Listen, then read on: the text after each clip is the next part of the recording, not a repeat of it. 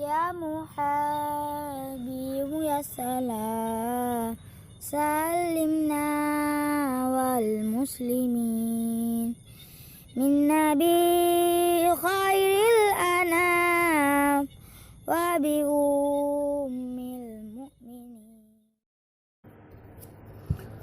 Assalamualaikum warahmatullahi wabarakatuh. Bismillahirrahmanirrahim. Alhamdulillahirabbil alamin. Allahumma shalli wa sallim ala sayyidina Muhammad wa ala alihi wa sahbihi ajma'in. Yang kita muliakan para alim ulama, para habaib yang menjadi lampu penerang untuk kehidupan kita di dunia ini. Video ini saya buat untuk menanggapi tindakan Musliadi Lawung yang menamakan dirinya Abu Cik Orang Aceh. Ada beberapa hal yang sangat mengganjal di hati. Pertama, dia telah menghina para habaib, para zuriat keturunan Rasulullah SAW. Seperti dalam beberapa videonya, dia menghina Habib Rizik yang merupakan cucu Rasulullah SAW dari garis keturunan Sayyidina Hasan radhiyallahu an.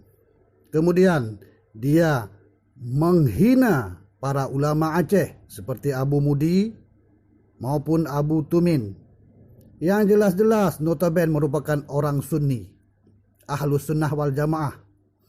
Kemudian penggunaan kata-kata aswaja dipelesetkan oleh Musliadi ini dengan mengatakan arti dari asli warisan Jawa. Perkataan itu dapat kita simak oleh orang-orang yang dalam ideologinya telah terkotoli oleh Khawarij, yaitu orang-orang yang menamakan dirinya Barisan Daulah Islamiyah. Daulah Islamiyah itu memang kita tunggu-tunggu akan turunnya Imam Al-Mahdi radhiyallahu an. Tapi bukan yang ada di ISIS sekarang, yang ada sisa-sisa dari ISIS yang ada di negeri Syam, Suriah sekarang. Kesimpulannya, Musliadi ini otaknya telah terkontaminasi oleh paham Khawarij, yang mana dalam paham Khawarij itu sangat mudah mengkafirkan orang Islam yang lain. Itu ciri utamanya. Jadi hati-hati terhadap Musliadi ini. Dia bisa meracuni pikiran anak cucu kita.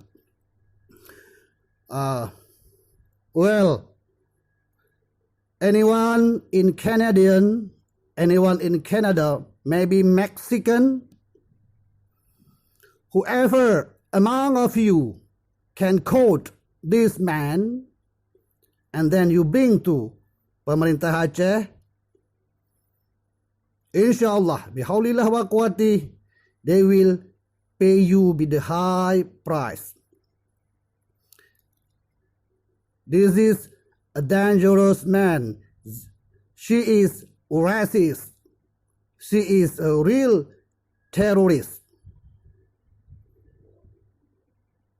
Demikian saja yang dapat kami sampaikan. Kami ini anak Aceh, anak Batak, pencinta para habaib, pencinta para alim ulama. Sekian dan terima kasih. Mohon maaf atas kekurangannya. Billahi taufik wal hidayah. Wassalamualaikum warahmatullahi wabarakatuh.